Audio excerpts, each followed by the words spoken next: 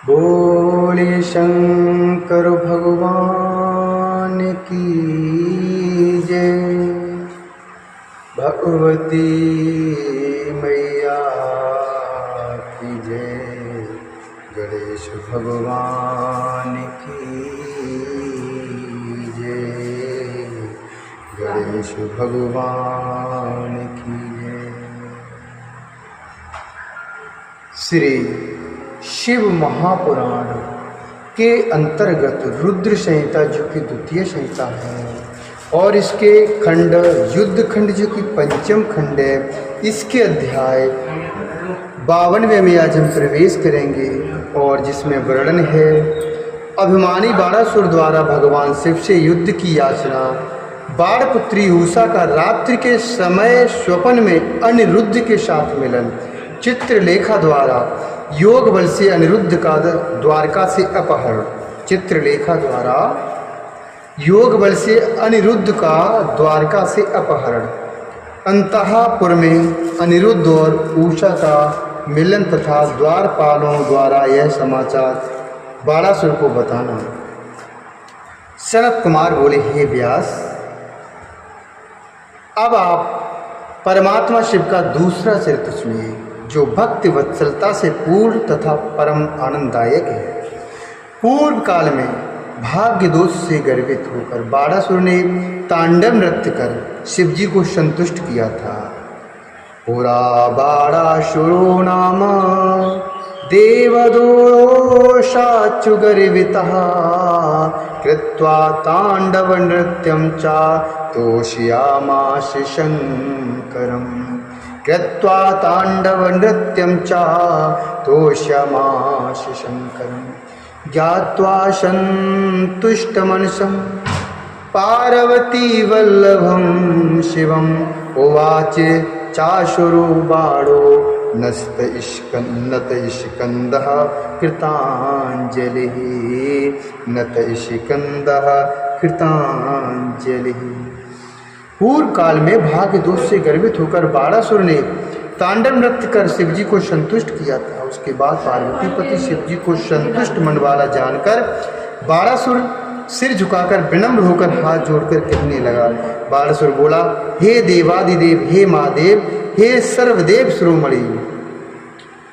देवदेव महादेव सर्वदेव शिरोमणे तत्प्रसादादु बलि चाहं शरणु मे परमं वचः। शरणु मे परमं वचः। दोः शस्त्रं त्वया दत्तं परम भाराय मे अभवत्। त्रिलोक्यां प्रतियोद्धारं न लभे त्वदृते समम्। लभे त्वदृते समम्। बाणासुर बोला, हे देवादिदेव, हे महादेव, हे सर्वदेव शिरोमणि, यद्यपि मैं आपकी कृपा से अत्यंत बलवान हूँ तथा आप मेरी प्रार्थना सुनिए। आपने मुझे 1000 भुजाएं प्रदान की हैं, किंतु ये मेरे लिए भार स्वरूप हो गई हैं। इस त्रिलोकी में आपके अतिरिक्त और कोई दूसरा योद्धा मेरे समान नहीं है। हे देव, अब मैं न 1000 भुजाओं को लेकर क्या करूं? हे वृषभध्वज, बिना युद्ध के पर्वत के सदृश इन भुजाओं का क्या प्रयोजन? मैं अपनी इन मजबूत भुजाओं की खुजली मिटाने के लिए युद्ध की इच्छा से दिग्गजों के पास गया। वहां जाकर मैंने उनके पुरों को तहस नहस कर दिया, पर्वतों को उखाड़ दिया, किंतु वे भी भयभीत होकर भाग गए। मैंने अपने यहाँ यमराज को योद्धा के रूप में, अग्नि को महान कर्मकार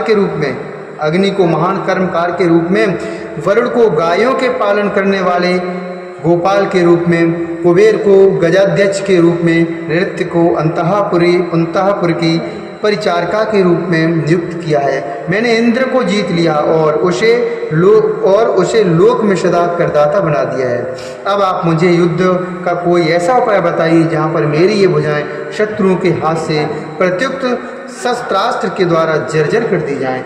हे महेश्वर, ये मेरी भुजाएं शत्रुओं के हाथों से गिर जाएं अथवा वे स्वयं उसके हाथों को 1000 टुकड़ों में विभक्त कर दें। अथवा वे स्वयं उसके हाथों को 1000 टुकड़ों में विभक्त कर दें। आप मेरे इस मनोरथ को पूर्ण कीजिए। सनत कुमार बोले, भक्तजनों के संकट को दूर करने वाले महामन्यु रुद्र ने यह सुनकर क्रुद्ध होकर अत्यंत अद्भुत अट्टहास करके कहा।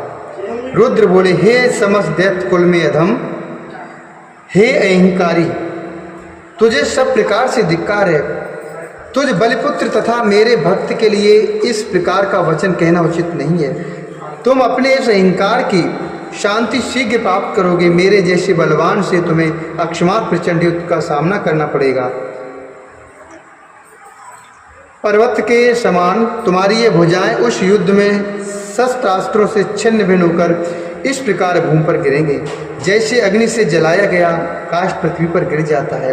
हे दुष्टात्मन, मोर से युक्त मनुष्य के सिर वाली यह तुम्हारी ध्वजा जो शस्त्रागार पर स्थापित है, जो शस्त्रागार पर स्थित है, स्थापित है, वह जब बिना वायु के गिर जाए तब चित्त में समझना कि तुम्हारे सामने महाघोर भय उपस्थित हो गया है और उस समय तुम अपनी सेना सहित घोर संग्राम में जाना।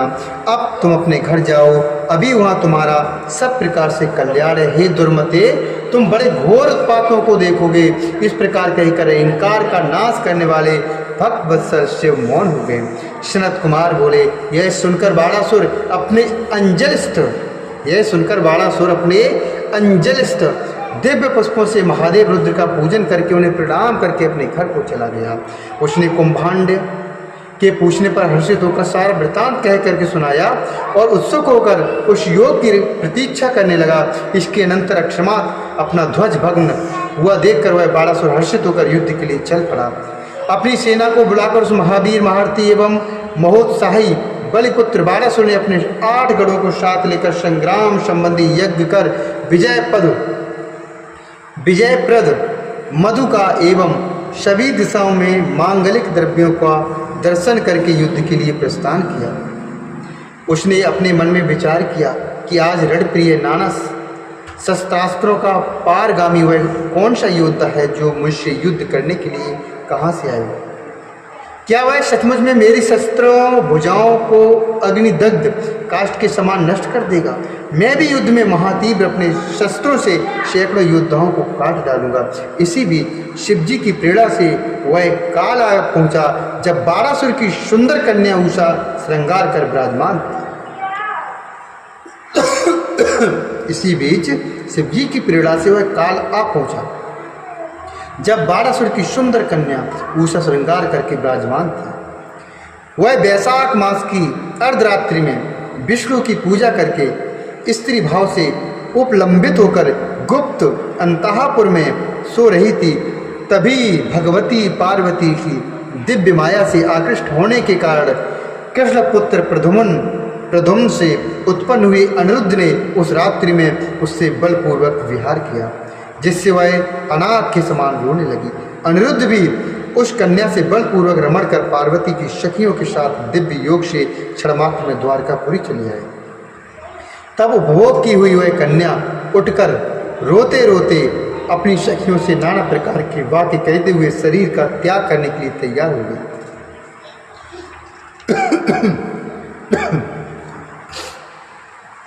हे व्यास जी, जब सखियों ने उसके द्वारा किए गए पूर्व दोष का स्मरण कराया तो वह अपने पूर्व कृत्यों का स्मरण करने लगी। हे मुनि, उस समय बाणासुर की पुत्री उषा ने कुबांड की पुत्री चित्रलेखा से मधुर वाणी में कहा। उषा बोली, हे सखी यद्धेश में भरता पार्वत्या विहिता पुरा केनोपायेन ति गुप्ता प्राप्यते विदवनम्या कस्मिन् कुलेशवा जातो ममीयेन हृतं मनः इत्युषावचनं श्रुत्वा सखी प्रोवाचितां तदा। उषा बोली, हे सखी, यदि पार्वती ने पहले ही इसे मेरा पति निश्चित किया है तो वह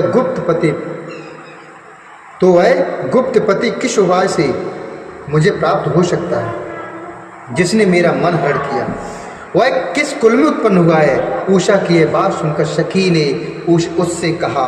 चित्रलेखा बोली, हे देवी, त्वया स्वप्ने च यो दृष्टः पुरुषो देवी तं कथम अहम समानयस्यामि न विज्ञातस्तु यो मम विज्ञातस्तु यो मम दैत्यकन्या तदुक्ते तु रागान्धमरुणोत्सुका रक्षिता च तया सख्या प्रथमे दिवसे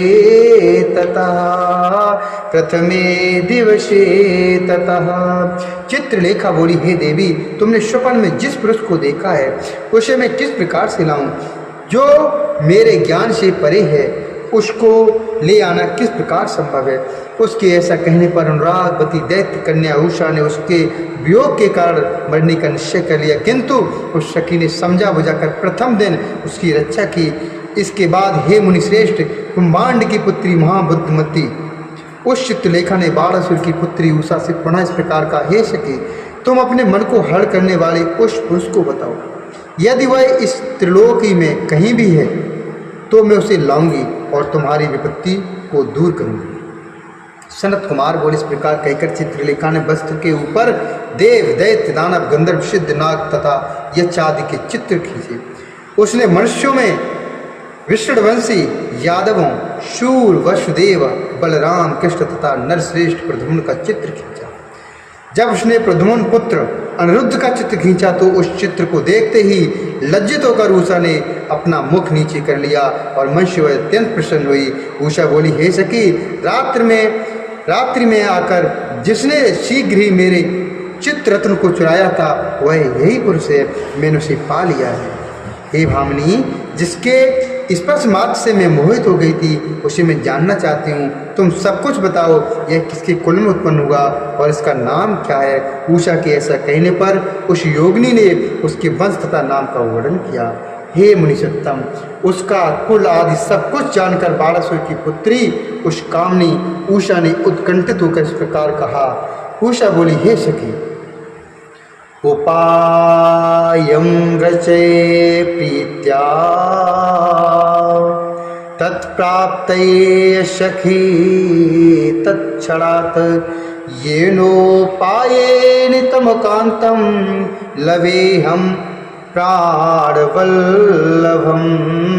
लभेऽयं प्राणवल्लभं यं विनाहं क्षणं नैकं सखि जीवितुमुत्सहे तमानये श्रद्धतानत सुखनी पुरुमाम सखी। उषा बोली, हे सखी, अब तुम उसकी प्राप्ति के लिए प्रेम पूर्वक कोई उपाय करो जिससे मैं अपने उस प्राण वल्लभ पति को शीघ्र प्राप्त कर सकूं। हे सखी, मैं जिसके बिना एक क्षण भी जीवन धारण करने में समर्थ नहीं हूँ, उससे प्रयत्न पूर्वक शीघ्र यहाँ लेके आओ और मुझे सुखी करो। सनत कुमार बोले, हे मुनिवर, तब बाण की कन्या के द्वारा इस प्रकार कही जाने पर मंत्री कुमांड की पुत्री चित्रलेखा विस्मित हो गई और विचार करने लगी। इसके बाद सखी से आज्ञा लेकर मन के समान वेग वाली वह चित्रलेखा उस पुरुष को कृष्ण का पौत्र अनिरुद्ध जानकर द्वारका जाने को उद्यत हो गई। वह ज्येष्ठ मास के कृष्ण पक्ष की चतुर्दशी को प्रातःकाल से 3 प्रहर बीत जाने पर द्वारकापुरी पहुंची। उस दिव्य योगिनी ने क्षण मात्र में आकाश मार्ग से अंतःपुर के उद्यान में प्रद्युम्न पुत्र को अनिरुद्ध को देखा। उस समय सर्वांग सुंदर, श्याम बड़ तथा नवीन यौवन युक्त वे अनिरुद्ध स्त्रियों के साथ क्रीड़ा कर रहे थे। वे माधवी लता से निर्मित मधु का पान कर रहे थे और मंद मंद हंस रहे थे। उसके बाद शैया पर बैठे हुए उन अनिरुद्ध को उसने तामस योग के द्वारा अंधकार पट से आच्छादित कर दिया। पुनः उस शैया को अपने सिर पर रखकर वह क्षणमात्र में शोड़तपुर में आ गई, जहाँ काम पीड़ता वह बाण कन्या उषा उन्मत्त चित्त होकर नाना प्रकार के भाव व्यक्त कर रही थी। उस समय लाए गए अपने पति अनिरुद्ध को देखकर उषा भयभीत हो गई। अत्यंत सुरक्षित उस अंतःपुर में नवीन समागम में ज्यों ही उन दोनों ने क्रीड़ा प्रारंभ की, उसी समय हाथ में बेंत लिए द्वारपालों ने काम चेष्टाओं तथा अनुमानों से कन्या के दुराचरण को जान लिया। उन लोगों ने दिव्य शरीरधारी नवयुवक साहसी एवं युद्ध कला में कुशल उस पुरुष अनिरुद्ध को भी देख लिया। इसके बाद अंतःपुर के रक्षक उन महावीर पुरुषों ने उसे देखकर सारा वृतांत बलिपुत्र बाण से कह दिया। द्वारपाल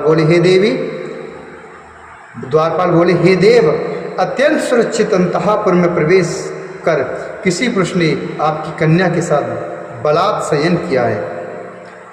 वह कौन है? हम लोग उसे नहीं जानते। हे दानवेंद्र, हे महाबाहु, इसे देखिए और जो उचित हो उसे कीजिए, हम लोग दोषी नहीं हैं। शरद कुमार बोले, हे मुनिश्रेष्ठ, उनका वचन सुनकर और कन्या का दोष सुनकर महाबली दैत्येंद्र द्वारा आश्चर्यचकित हो गया।